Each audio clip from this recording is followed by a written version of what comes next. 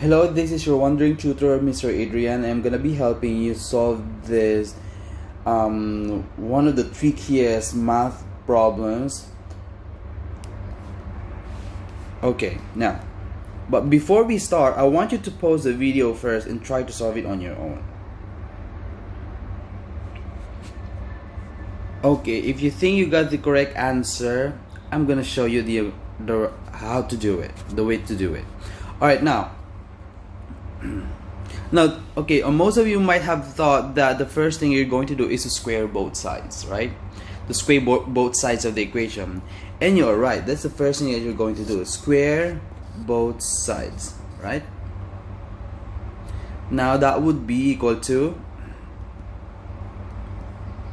if you're gonna square both sides, that would be equal to x plus the square root of x plus square root of x plus square root of, and so on.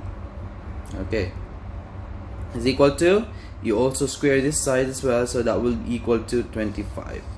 Now going back at the top, what is the value of this? The value of this is 5, right? It's equal to 5, right? So what we're going to do here is we're going to substitute the value of this one to this one.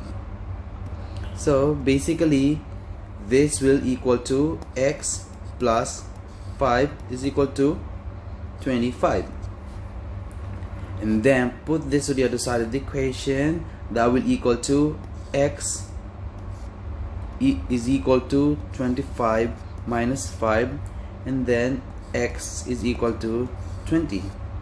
That is the value of your x to the original equation, square root of x plus the square root of x plus square root of x, and then ellipsis. I hope you enjoyed this video.